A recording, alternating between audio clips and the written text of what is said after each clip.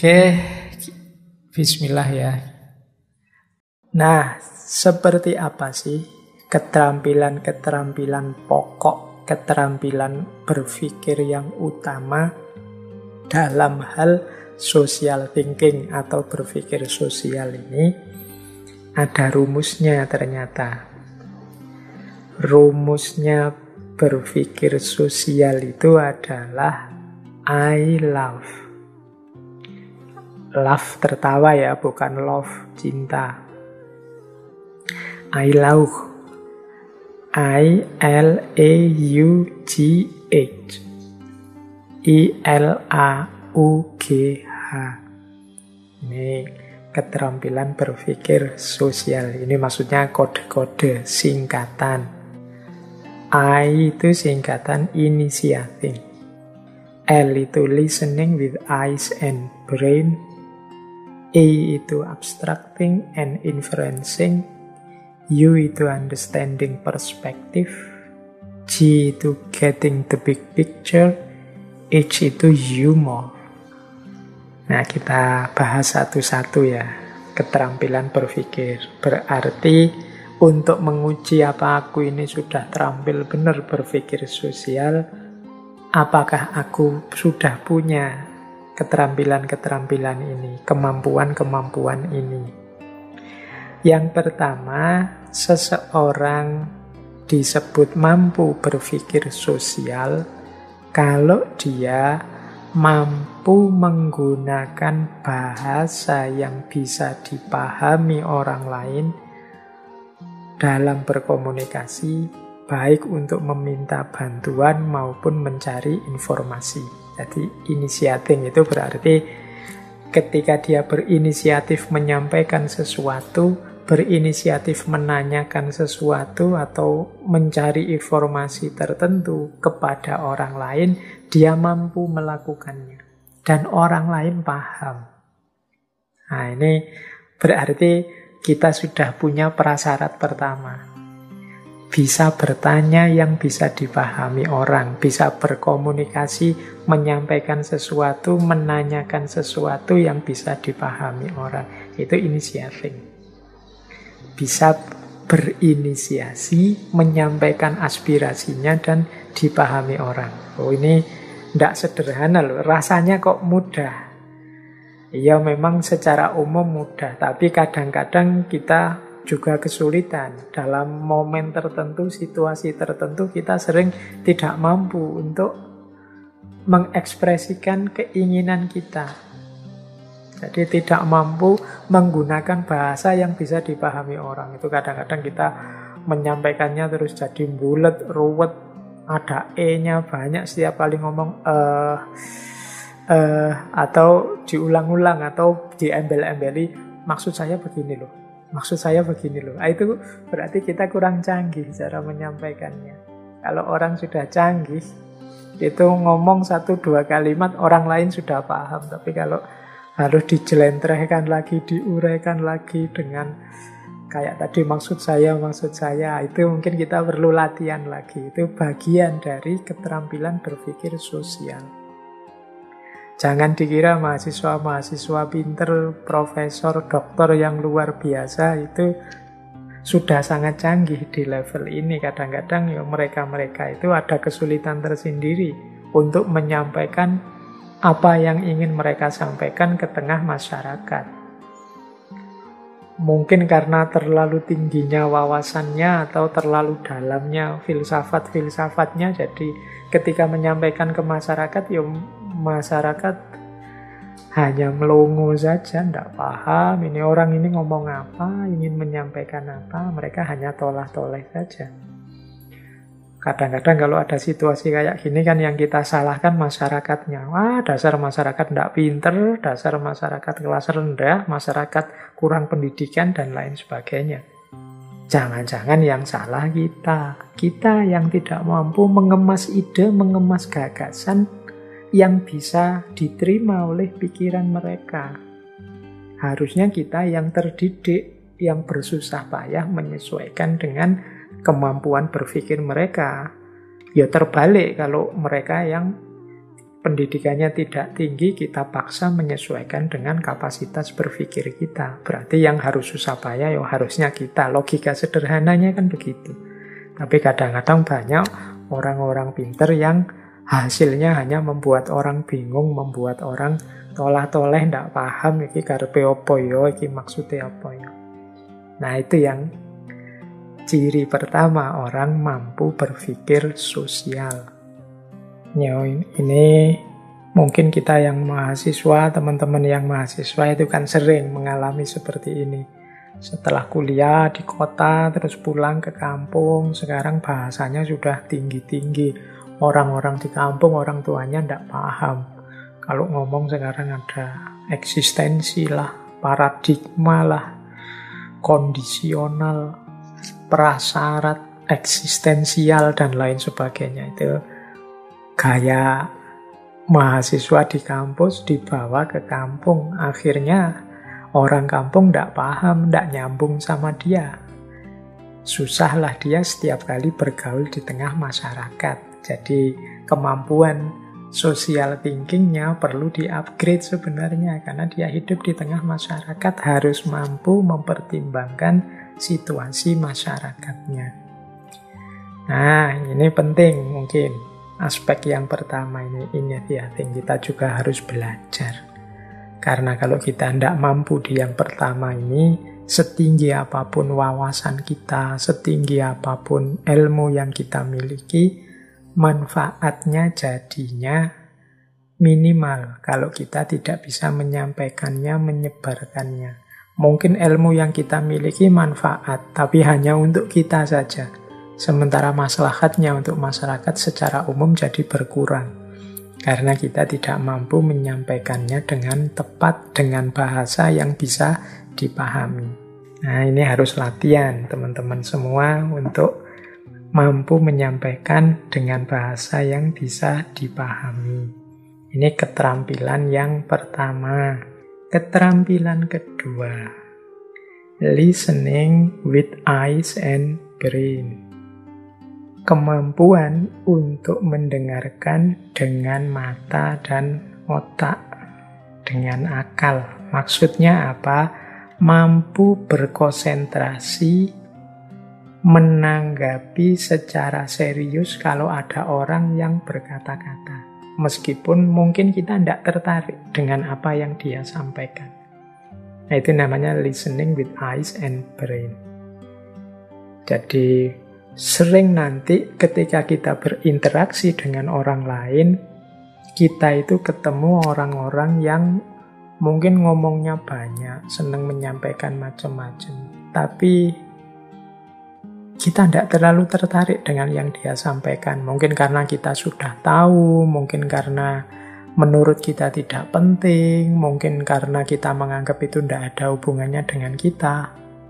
Tapi orang yang punya keterampilan berpikir tinggi, itu apapun yang disampaikan orang di depannya, dia tetap secara serius berkonsentrasi dan menanggapi.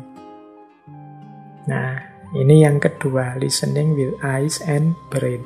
Mungkin ini seperti kebalikannya yang pertama tadi, kita di posisi orang yang sedang diceramai atau diajak ngobrol orang yang ngomong ngalur ngidul nggak karu-karuan. Nah, di antara cirinya kita punya kemampuan sosial yang tinggi adalah kita tetap masih tahan untuk berkonsentrasi, berusaha memahami, menanggapi apa yang disampaikan orang lain itu, meskipun kita tidak tertarik atau menurut kita tidak penting. Dan itu tidak hanya dalam pikiran, tapi juga kelihatan di gestur kita. Mata kita masih fokus pada dia yang menyampaikan. Gerak tubuh kita itu menunjukkan kita tetap perhatian padanya. Pikiran kita juga fokus pada yang dikatakannya. Nah, ini termasuk jenis keterampilan berpikir sosial juga. Jadi listening with eyes and brain. Kita mendengarkan tidak hanya dengan telinga, tapi juga dengan mata, tapi juga dengan pikiran. Jadi ya kalau telinga kan otomatis terdengar. Kadang-kadang ada orang itu karena tidak tertarik, terus matanya nengok kiri, nengok kanan. Tampak sekali kalau dia tidak minat, tidak tertarik. Atau orang ngomong panjang lebar, kita males menangkap, tidak mau menangkap sama sekali. Sehingga kadang-kadang kalau sudah selesai orang ngomong, dia minta tanggapan kita, terus jawaban kita, tadi ngomong apa? Tadi maksudnya apa? Apa sih yang kamu sampaikan tadi? Oh, dan macam-macam yang sejenis itu. Itu menunjukkan kita tidak punya keterampilan yang kedua tadi, listening with eyes and brain. Ini selain keterampilan berpikirnya juga menunjukkan kita tidak punya kemampuan respect pada orang lain. Jadi ini yang huruf L-nya. Jadi penting nanti bagi teman-teman untuk demi kehidupan sosial yang nyaman, di antara kapasitas berpikir sosial kita adalah mampu listening with eyes and brain. Yang ketiga, abstracting and inferencing. Kemampuan berabstraksi dan merujuk, inferencing. Maksudnya apa? Kita mampu memahami maksud seseorang meskipun mungkin dia tidak menyatakannya secara jelas. Nah, ini juga kemampuan berpikir sosial. Biasanya di tengah masyarakat itu ada kode-kode sosial tertentu, ada cara ngomong tertentu yang itu bagi orang luar mungkin sulit dipahami, tapi orang dalam yang terlibat dalam komunitas sosial itu bisa menangkapnya, bisa paham. Nah, kita itu cerdas secara sosial, mampu berpikir sosial, kalau kita mampu memahami maksud orang lain, meskipun dia sendiri sebenarnya tidak menjelaskan secara detail, tidak menyatakannya secara jelas. Nah, ini kita berarti cerdas sosial, mampu berpikir sosial. Misalnya, orang ngomongnya hanya sedikit sebentar, mungkin dia agak sulit menjelaskannya, sampai dia bingung sendiri, gimana ya maksudnya, terus dia garuk-garuk, terus dia telah-toleh saja itu, maksud dia menjelaskannya kesulitan, tapi kemudian, oh ya, aku bisa menangkap yang engkau maksud, aku ngerti maksudmu apa, meskipun belum kamu sampaikan semua. Nah, kalau kita bisa melakukan ini, sebenarnya kita sudah punya kecerdasan secara sosial, kita mampu berpikir sosial. Hanya dari kode-kode, isyarat, kemudian kalimat-kalimat pendek, kita bisa menangkap apa yang dia maksud. Kadang-kadang mungkin dari hanya sedikit gerakan, kita mampu menangkapnya, karena kita bagian dari komunitas sosial itu, sehingga kita cerdas kalau di lingkup sosial kita. Nah, ini abstracting and inferencing. Jadi, kemampuan kita untuk memahami meskipun tidak dinyatakan secara jelas, karena banyak orang yang tidak mampu menjelaskannya secara detail. Dia hanya bisa menjelaskan dengan kode-kode tertentu yang selama ini mungkin disepakati dalam konteks sosial di sana. Nah, kita bisa menangkap itu, berarti kita punya keterampilan berpikir sosial yang bagus. Yang keempat, yaitu understanding perspective. I love tadi, sekarang huruf keempat. Understanding perspective itu kita disebut cerdas secara sosial kalau kita mampu memahami sudut pandang kita sendiri dan sudut pandang orang lain. Ini yang disebut understanding perspective. Jadi kita ngerti benar, oh saya itu memahami begini karena sudut pandang saya ini. Sementara orang itu memahaminya begitu karena dia sudut pandangnya itu. Jadi dia melihat bagian ini, saya melihat bagian itu. Itu yang membuat kesimpulan kita berbeda. Nah, ini namanya understanding perspective. Oh, pantes dia bilang warnanya hijau, karena kalau dilihat dari sana memang warnanya hijau. Sementara saya menganggapnya warnanya putih, karena kalau dari tempat saya ini warnanya putih. Nah, kemampuan kita memetakan dan memahami perbedaan sudut pandang ini adalah bagian dari kecerdasan sosial, keterampilan kita berpikir sosial. Jadi ini penting bagi teman-teman untuk mampu ini. Kalau kita sulit melakukan ini, ya biasanya terus terjadi gesekan-gesekan, konflik-konflik karena perbedaan pandangan yang sangat kuat. Tidak berarti kemudian kita harus setuju dengan pikiran dia, tapi dengan kita sadar perbedaan perspektif ini, konflik-konflik yang tidak perlu, gesekan-gesekan yang tidak penting bisa dihindari. Paling tidak kita bisa memaklumi kesimpulannya. Oh, dia menyimpulkan begitu karena memang sudut pandangnya seperti itu. Sementara menurut saya, sudut pandang yang pas itu seperti ini. Itulah yang membuat kesimpulanku berbeda. Ini juga butuh kecerdasan sosial.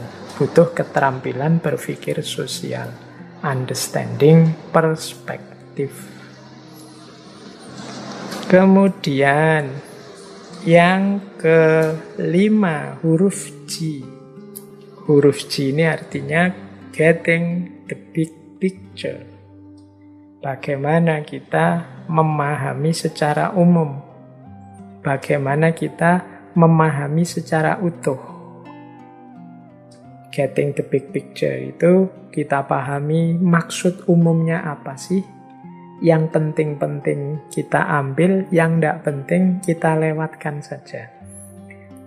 Ini maksudnya bagaimana? Yang keempat, yang kelima ini, huruf G ini, kita itu kan kalau berinteraksi dengan orang lain, mungkin ngobrol, mungkin diskusi, mungkin peristiwa-peristiwa interaksi yang lain, itu kan sering terjadi banyak bumbu-bumbu. Menjelaskan saja kadang ditambahi, ada guyonnya lah, ada ngelanturnya kemana-mana, ada macam-macam. Nah, di antara keterampilan berpikir atau kecerdasan berpikir sosial ini, kita mampu memilah-milah, oh ini penting, ini tidak penting. Ini kan secara umum maksudnya ini. Jadi bagian ininya tidak penting, jangan diambil hati. Bagian ininya itu hanya bumbu-bumbunya saja. Kalau ini ilustrasi-ilustrasi, mungkin ada yang tidak cocok, tapi yang penting kan maksudnya itu. Nah, itu namanya getting the big picture. Jadi di antara kecerdasan sosial, kemampuan berpikir sosial yang penting itu kita harus mampu ini. Kalau kita tidak mampu mengambil atau fokus pada yang penting, melewatkan yang tidak penting, hidup sosial kita pasti akan berat. Tidak hanya hidup sosial konkret, hidup sosial di medsos juga begitu.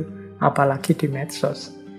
Jadi kita harus pinter. Oh, ini orang ini maksudnya guyon. Yang ini hanya ilustrasinya saja. Maksud intinya sebenarnya yang dia inginkan itu ini. Nah, itu kita harus bisa begitu. Jadi yang ilustrasi yang tidak penting kita singkirkan saja. Guyonan yang hanya bumbu-bumbu yang malah merusak pemahaman kita singkirkan dulu.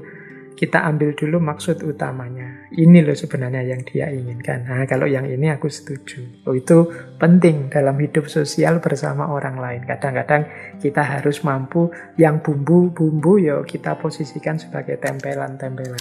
Yang guyon ya kita posisikan sebagai guyonan saja, lawaan saja untuk diketawakan. Yang ilustrasi ya kita posisikan sebagai ilustrasi untuk penyegar saja. Nah, kita menangkap yang inti, maksudnya yang penting. Nah, ini termasuk kemampuan yang harus juga kita kuasai. Jangan sampai kita kelewatan, keliru. Untuk yang penting-penting, malah kita lewatkan. Kita sibuk ngurusi yang kecil-kecil yang tidak penting. Kita sibuk marah-marah karena ada guyonannya. Kita tersinggung karena ilustrasinya tidak pas. Kita tidak cocok karena ini yang tidak penting. Kalau diurusi serius, ini jadi rame. Akhirnya dibahas yang tidak penting. Yang penting tidak terbahas. Bolehlah kita komentar sedikit. Kalau guyonanmu yang itu aku tidak setuju, tapi itu nanti saja. Topik kita kan ini secara umum. Itu boleh. Jadi tidak harus kemudian yang tidak penting itu dibahas panjang lebar. Akhirnya duduk persoalannya melenceng. Yang diinginkan tidak terpenuhi. Nah, itu huruf G. Jadi getting the big picture. Ambil yang utamanya saja. Yang tidak penting dilewatkan. Mungkin besok ada tema yang relevan, boleh yang tidak penting itu ditarik ke tengah, dibahas lagi. Itu keterampilan yang kelima. Nah, yang keenam, ini juga sangat penting dalam kehidupan sosial dan mengasah kemampuan keterampilan kita berpikir sosial. Yang keenam ini adalah humor. Tadi kan saya sebut humor itu tidak penting, tapi dalam pergaulan sosial tertentu itu kita harus punya kemampuan humor. Kemampuan humor itu kemampuan menerima, kemampuan memahami, bahkan juga sedikit-sedikit kemampuan melakukan. Jadi kalau kita lempeng, terus serius, terus orang bosen. Mungkin jadi jemu, mungkin jadi jenuh kayak ngaji kita belakangan ini kan serius terus saya ngomong sendirian jadi susah mau ndagel apa, mau lawaan sama siapa wis langsung saya sampaikan materinya. Tapi kalau ada orang lain kita bisa interaktif, berinteraksi, bertemu. Nah, humor ini penting. Dan kita dituntut untuk punya kemampuan humor, baik kemampuan menerima, memahami maupun melakukan. Ada loh orang itu yang kemampuan menerima humornya rendah. Jadi dia tidak bisa diguyoni. Kalau ada orang guyon dia tanggapi serius. Orang guyon itu kadang-kadang membuat fragmen-fragmen abstrak, membuat cerita-cerita karangan yang penting lucu. Tapi orang-orang yang tidak bisa menerima humor itu kadang-kadang malah tidak tertawa, menanggapinya serius. Nah, ini juga penting kita belajar untuk menemukan titik lucunya, titik humornya, sehingga karena itu maksudnya humor kita bisa ketawa. Jangan dikira ini mudah. Banyak orang kesulitan. Kadang-kadang kan kita itu jadi sinis sekali hidup kita, jadi kaku sekali hidup kita. Kalau orang-orang yang tidak kita sukai kadang-kadang terus kita meskipun dia melucu kita tidak mau ketawa, tidak lucu, itu butuh kearifan sebenarnya. Bayangkan kalau teman-teman dagel ngelawak terus tidak ada yang ketawa, itu kan tekanan batin luar biasa. Prinsip hidup sosial itu kan jangan melakukan yang kalau dilakukan padamu engkau juga tidak suka. Nah, humor juga begitu, berarti kita penting untuk bisa menerima humor. Saya tekankan menerima karena banyak orang yang pura-pura menerima, sebenarnya dia tidak tahu lucunya, hanya ketawa formalitas saja. Wah, itu lebih menyakitkan juga. Jadi ini kita harus latihan. Jiwanya perlu lebih lentur, lebih santai, cerdas menangkap sisi-sisi lucunya, memahami titik-titik lucunya. Dalam rangka apa? Kesegaran hidup sosial. Biar tidak kaku. Kadang-kadang hal-hal serius itu kalau disampaikan dengan humor, dengan santai, dengan satir-satir dagelan, itu lebih menyegarkan pikiran. Tidak membuat tersinggung, tidak membuat orang marah-marah.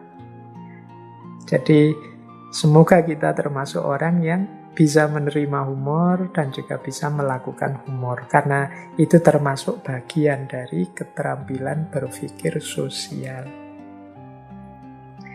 Nah, jadi teman-teman ada 6 keterampilan pokok untuk kita berpikir sosial, yaitu I love tadi. Yang pertama kita mampu berekspresi, initiating, bagaimana kita menggunakan bahasa yang bisa dipahami orang. Bagaimana kita mampu mendengar. Jadi yang pertama itu bisa mengungkapkan, bisa bicara. Yang kedua bisa mendengarkan dengan baik. Yang ketiga bisa memahami dengan baik.